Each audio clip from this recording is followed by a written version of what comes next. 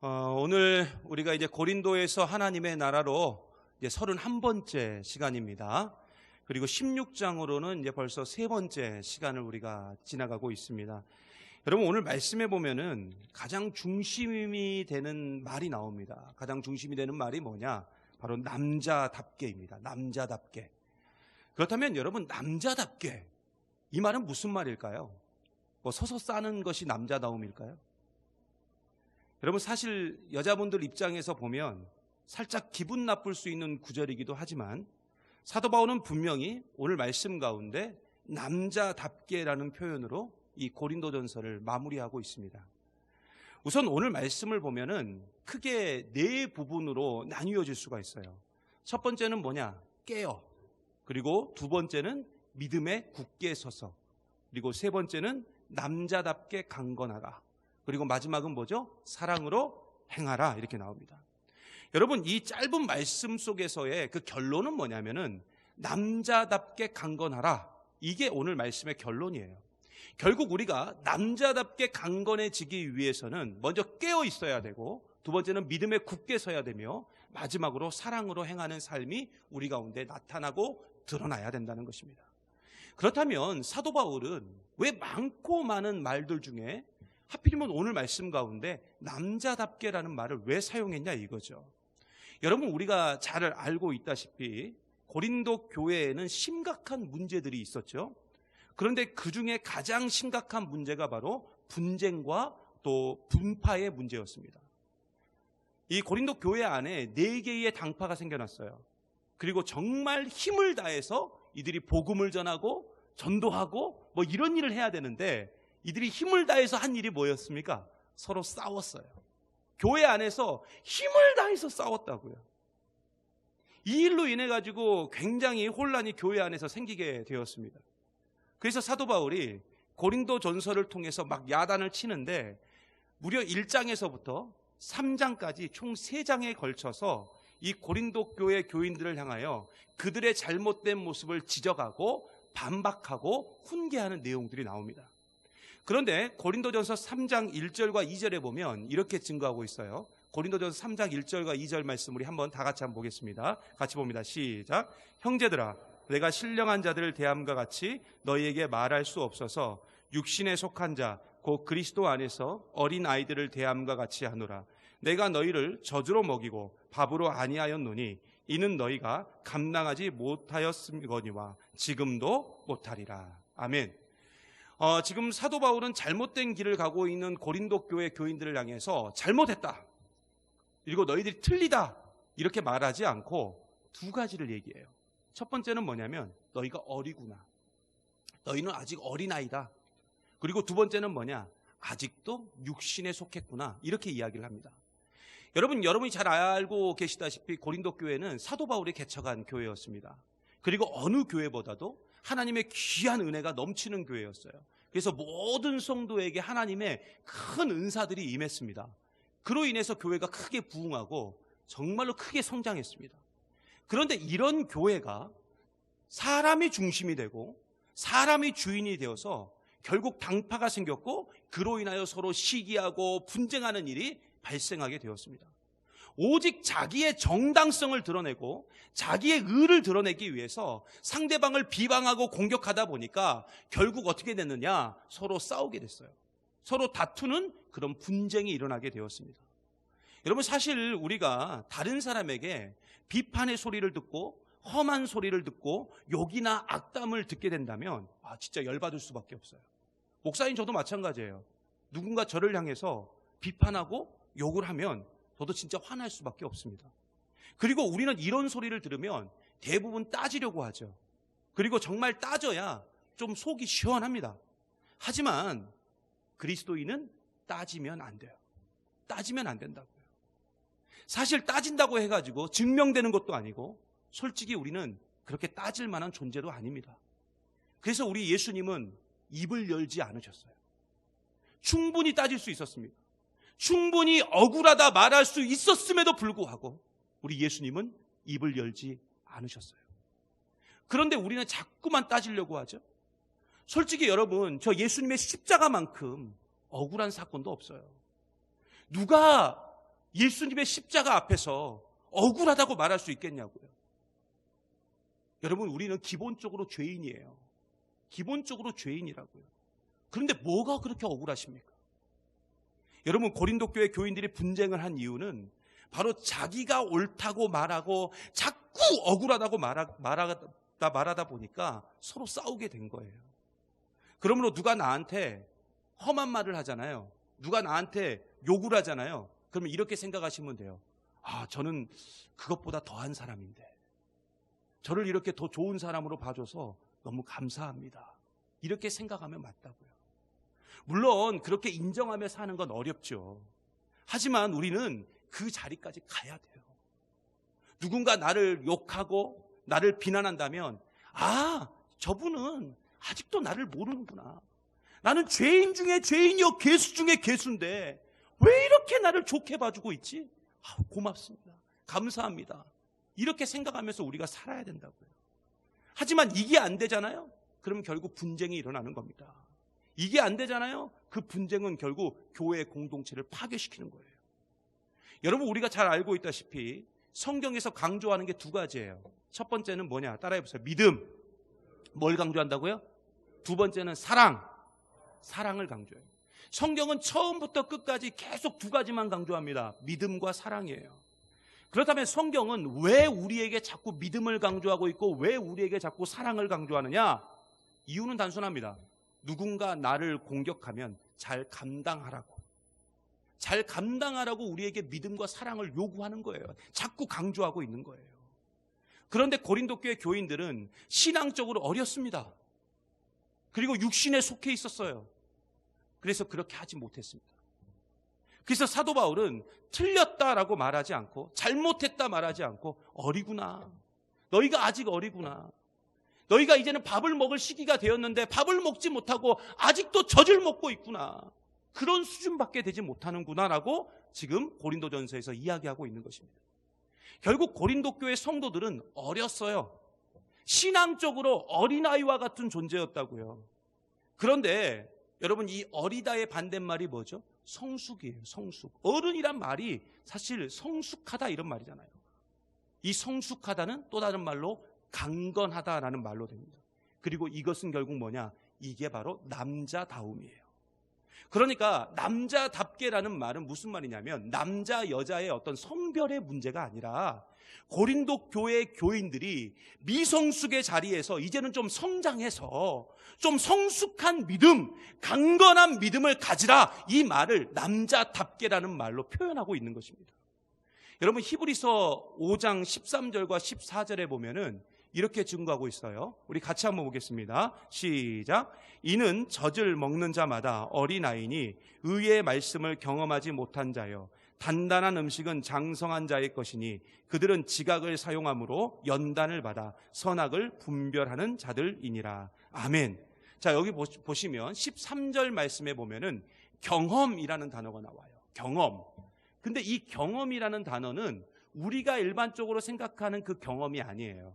이 경험은 뭘 말하냐면 남자와 여자가 결혼하면 첫날 밤을 지내죠.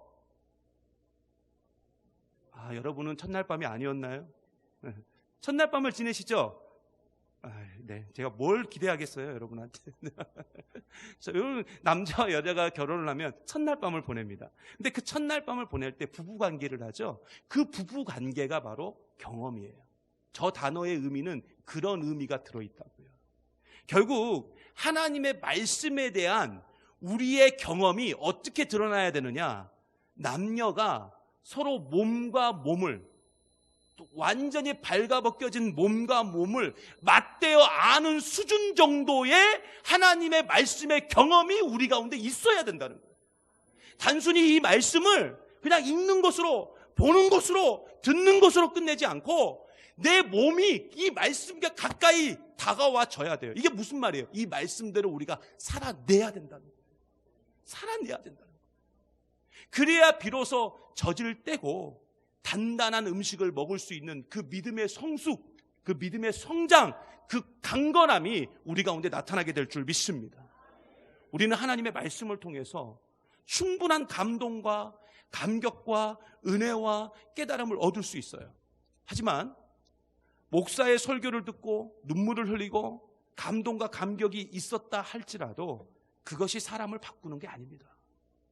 하나님의 말씀이 내 속에 들어와서 나의 전 존재의 영역을 다 다스리고 영향을 주고 그 말씀 자체가 내 뼈가 되고 살이 되고 피가 되어서 이 죄악된 세상 속에서 대항하며 맞서 싸우는 그 흔적들이 있을 때 진짜 하나님의 말씀을 우리가 경험해 볼 수 있는 거예요. 그래서 제가 큐티 할 때 가장 중요한 게 적용과 나눔이다 이렇게 말씀을 드린 거예요. 하나님의 말씀은 적용할 때 능력이 나타나는 겁니다. 이대로 살아갈 때 능력이 나타나는 거예요. 왜 나는 아직도 신앙의 성장이 없을까? 나는 왜 성숙한 믿음이 없을까? 왜 그런 줄 아세요? 말씀대로 살지 않으니까 그래요. 지금 한국교회의 가장 큰 문제점은 구원을 너무 단순하게 예수 믿고 천국 가는 것으로만 생각해요. 그리고 이 생각이 결국 구원을 싸구려로 만들었습니다. 그래서 교회가 세상을 걱정하는 게 아니라 반대로 세상이 교회를 걱정하는 아주 말도 안 되는 시대 속에서 우리가 지금 살아가고 있습니다. 그래서 여러분 우리가 꼭 기억해야 될 부분이 있는데 구원은 받았다고 끝나는 게 아니에요. 구원은 이루어가는 것입니다. 그래서 우리는 하나님 말씀대로 살아내야 돼요. 살아가는 수준이 아니라 살아내는 수준이 돼야 된다고요. 비록 힘들고 어려워도 때로는 그 말씀대로 삶으로 인해서 심한 고난을 받아 살 소망까지 끊어진다 할지라도 우리는 매일매일 하나님 말씀대로 살아내는 우리의 삶이 돼야 될 줄 믿습니다. 바로 그때 우리는 남자답게, 즉 성숙하고 강건하게 우리가 될 수 있다는 것입니다. 그렇다면 이 남자다운 그 믿음의 성숙은 어떻게 만들어지느냐? 오늘 말씀에 세 가지로 이야기를 하죠. 첫 번째는 뭐냐? 깨어있으라는 겁니다. 깨어있으라. 여러분 우리가 남자답게 성숙하고 강건한 그리스도인이 되기 위해서는 반드시 깨어있어야 돼요. 그런데 성경에 보면 이 깨어라는 단어는 두 가지의 의미가 있어요. 첫 번째는 뭐냐? 여러분이 지금 다 생각하고 계시는 대로 영적으로 깨어있어야 됩니다. 영적으로. 여러분 베드로전서 5장 8절 베드로전서 5장 8절에 보면 이렇게 증거하고 있어요. 자, 우리 같이 한번 보겠습니다. 베드로전서 5장 8절입니다. 시작. 근신하라, 깨어라. 너희 대적 마귀가 우는 사자같이 두루다니며 삼킬 자를 찾나니. 아멘. 자, 오늘 말씀, 이 베드로전서 5장 8절에 있는 말씀을 기준으로 보면 사자가 우는 이유는 뭡니까? 삼킬 자를 찾는다는 건 무슨 말이에요? 배고프다는 거예요. 사자가 우는 이유는 배고파서 울어요. 그래서 삼킬 자를 찾는 거예요. 사탄은 항상 그렇게 마귀는 항상 그렇게 우리를 삼키려고 준비하고 있다고요. 그런데 우리가 지금 어떻게 살아야 되느냐? 결국 이런 상황 속에서 깨어있지 않으면 우리는 큰일 난다는 겁니다. 사탄은, 마귀는 지금 그렇게 이 시대와 교회를 향해서 어흥어흥 하면서 막 울고 있어요. 특히 교회를 무너뜨리고 하나님께 우리가 집중하지 못하도록 하기 위해서 계속 울면서 예배하는 이 시간에도 방해하고 있다고요. 그래서 사탄은 교회가 부흥하는 것을, 교회가 잘 되는 것을 결코 가만두지 않습니다. 그래서 우리가 영적으로 깨어있지 못한다면 여러분 우리는 사탄에게 먹힐 수밖에 없습니다. 그리고 그렇게 무너진 교회들이 얼마나 많은지 몰라요. 깨어의 두 번째 의미는 뭐냐? 종말론적 시각으로 살라는 것입니다. 지금 새벽마다 우리가 지금 요한계시록의 말씀을 보고 있는데 이 요한계시록은 우리에게 바로 이 종말론적 시각, 종말론적 눈을 가지라고 계속 말해요. 고통과 고난이 있는 이 땅에 소망을 두지 말고 오직 하늘 소망 두고 주님 다시 오실 그날만 기대하며 소망하면서 살 것을 요한계시록은 계속 이야기하고 있습니다. 그래서 요한계시록은 제가 말씀드렸죠? 두려움의 말씀이 아니라 위로와 소망의 말씀이다. 그러므로 그리스도인의 모든 눈은, 그리스도인의 모든 시각은 전부 주님 다시 오실 그날에 맞춰져 있어야 돼요. 여러분 솔직히 복음을 위해서 우리가 살면 살수록 큰 고난이 옵니다. 그건 어쩔 수가 없어요. 주님을 위해서 살면 고난이 있고 고통이 와요. 그건 당연한 거예요. 그런데 그 고난과 고통 중에서 우리 가운데 큰 위로가 되는 건 뭐냐? 우리 주님이 언젠가는 다시 오신다는 겁니다. 이 세상에 다시 오신다는 거예요. 예수님께서 바로 그 약속을 하셨다고요. 나는 다시 올 것이다. 약속하셨어요. 물론 그때는 몰라요. 하지만 우리를 위한 예비된 처소가 다 완성되면 그때 주님이 오십니다. 그러므로 우리는 그 약속 하나만 붙들고 살면 돼요. 믿음의 절개를 지키고 다시 오실 예수님만 바라보며 생각하면서 그 약속 하나만 붙들며 살아갈 때 그것이 바로 깨어있는 신앙인 줄 믿습니다. 두 번째로 우리가 남자답게 강건해지기 위해서는 어떻게 해야 되느냐? 믿음으로 굳게 서야 돼요. 믿음으로. 여러분, 믿음하면 성경에서 가장 먼저 떠오르는 성경이 어디입니까? 히브리서 11장. 그렇죠? 믿음장이라고 부르잖아요. 그래서 히브리서 11장을 우리가 믿음장이라고 부르는데, 여러분, 히브리서에 나오는 그 믿음이라는 단어의 원뜻은 뭐냐면은 보증하다, 이런 뜻이 있어요. 보증하다. 그리고 우리에게 그 가장 확실한 보증이 뭐냐면 바로 예수 그리스도의 저 십자가예요. 예수 그리스도의 저 십자가. 저게 보증이라고요. 예수님은 십자가에서 자기를 죽여가면서 우리를 향한 자기의 사랑을 확증, 그게 뭡니까? 보증하셨어요. 그러므로 우리의 믿음은, 여러분 잘 들으셔야 돼요. 우리의 믿음은 우리의 안에서 나오는 어떤 의지적인 부분이 아니에요. 내가 믿음을 가져야지 해서 내가 믿음이 가져지는 게 아니에요. 믿음은 예수 그리스도 안에 있을 때 그 믿음이 성장되고 성숙해질 수 있는 줄 믿습니다. 그래서 우리는 예수 그리스도 안으로 들어가야 돼요. 결국 어디에 내가 소속되어 있는가, 속해 있는가, 이게 제일 중요하다고요. 그래서 예수님께 소속된 사람은 부러울 게 없는 거예요. 두려울 것이 없는 거예요. 항상 삶의 여유가 넘칠 수밖에 없다고요. 그러므로 내가 지금 어디에 서 있는가, 이게 굉장히 중요해요. 그래서 믿음에 굳게 서라는 것은 내가 굳게 서는 것이 아니에요. 예수 그리스도 안에 내가 들어가서 예수 그리스도라는 반석 위에 내가 세워지는 것입니다. 그러므로 우리의 발걸음이, 우리의 다리가, 우리의 발이 돈이나 세상이나 권력이나 사람의 인기에 서 있다면 그 사람은 아무리 믿음을 말하고 믿음으로 산다고 해도 결국 그 사람은 바리새인과 사두개인이에요. 그 이상도 그 이하도 아니에요. 그래서 우리는 항상 믿음의 실체가 되시고 믿음의 보증이 되시며 믿음의 실상이 되시는 예수 그리스도 안에서 견고한 뿌리를 박는 매일매일의 표현이 이거밖에 없더라고요. 싸움이 필요해요. 신앙생활은 싸워가는 거예요. 세상과 싸워가는 거예요. 사탄 마귀와 싸워가는 거예요. 자기 자신과 싸워가는 겁니다. 그러지 않고서는 절대 우리의 믿음의 성숙 기대하지 마세요. 우리의 믿음과 우리의 믿음의 성장과 우리의 믿음의 성숙과 우리의 믿음의 강건함은 내가 이 하나님 말씀대로 살아내려고 애쓰는 그 현장 속에서 우리의 믿음이 성장되어지고 성숙되어지고 자라게 되는 줄 믿습니다. 마지막으로 우리가 남자답게 강건해지기 위해서는 어떻게 해야 되느냐? 사랑으로 행하는 삶을 살아야 돼요.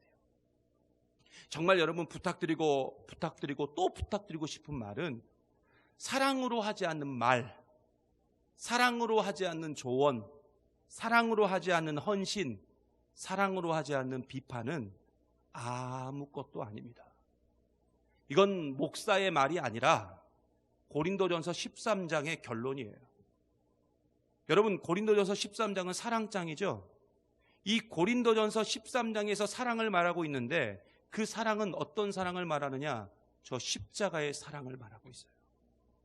여러분, 우리가 잘 알고 있다시피 예수님은 십자가에서 죽으심으로 자신의 사랑을 증명하시면서 우리에게 많은 것들을 말씀하셨는데 이렇게 말씀하셨어요. 원수 갚지 말라. 원수 갚지 말라. 보복하지 말라. 복수하지 말라. 그게 십자가의 결론이에요. 그런데 지금 우리는 그렇게 살지 못하잖아요. 그렇다면 왜 우리는 이렇게 살지 못할까요? 이유는 단순해요. 십자가에 대한 묵상이 없어서 그래요. 십자가에 대한 묵상이 없으니까. 십자가를 바라보면서 예수님을 바라보고 예수님만 깊이 묵상하는 삶이 우리 가운데 있어야 되는데 우리의 관심과 우리의 묵상이 전혀 다른 곳에 가 있을 때가 얼마나 많은지 몰라요. 여러분이 느끼셨겠지만은 제가 와가지고 자꾸 뭐 이렇게 십자가를 자꾸 세워요, 요새. 그죠? 심지어 지금 여기 우리 뒷동산에도 하나 세워놨어요. 예, 눈이 있는 분들은 보실지어다. 예, 예. 왜 자꾸 세워놨느냐? 그냥 멋있으라고요? 아니에요. 묵상하라고. 우리 지금 찬양대에도 십자가가 딱 그어져 있잖아요. 이거 뭐예요? 멋있으라고? 장식으로 해놓은 거예요? 여러분 목걸이, 십자가 목걸이, 십자가 귀걸이, 차에 달린 십자가, 집에 있는 십자가 장식입니까? 아니에요. 묵상하라고. 누구를 생각하라는 거예요? 예수님. 예수님. 예수님 생각하고 예수님 깊이 묵상하는 삶. 그 삶이 우리 가운데 있어야 된다는 겁니다. 근데 이 묵상이 지금 전혀 없어요. 없으니까 사랑으로 행하지 못하는 겁니다. 오늘 목사님의 설교를 들으니까요, 사랑을 이렇게 해석하시더라고요. 사랑은 열쇠다. 맞아요. 사랑은 열쇠예요. 요즘에는 다 뭐 지문도 인식하고, 그죠? 번호 누르고 이렇게 들어가니까 좀 다른 세상이 되었지만, 예전에는 어땠습니까? 열쇠를 여기다가 이렇게 주렁주렁. 그래서 난 부자요. 열쇠 많으면 부자잖아요. 예? 방도 많고. 여러분, 열쇠라는 게 어때요? 문을 열 때도 쓰고 문을 잠글 때도 열쇠를 씁니다. 결국 그리스도인은 사랑으로 시작하고 사랑으로 마무리해야 돼요. 그러므로 우리가 사랑으로 행하지 않으면 아무 소용없어요. 목사가 사랑으로 설교하지 않으면 그 설교는 울리는 꽹과리예요. 사랑으로 가르치고, 사랑으로 봉사하고, 사랑으로 청소하고, 사랑으로 설거지도 하고, 사랑으로 밥도 하고, 사랑으로 찬양하고, 사랑으로 연주하고, 사랑으로 사역하지 않으면 그건 뭐냐? 그냥 열심히 한 거예요. 열심히. 그 이상도 그 이하도 아니라고요. 그런데 이 사랑을 우리에게 몸소 가르쳐 주신 분이 계시는데, 바로 우리의 신랑 되신 예수 그리스도께서 저 십자가를 통해서 자신의 사랑을 확증하셨다. 예수님은 우리의 신랑이고 교회의 머리가 되신 줄 믿습니다. 그리고 이것은 전부 사도 바울이 고린도 전서를 통해서 이미 우리에게 한 말이에요.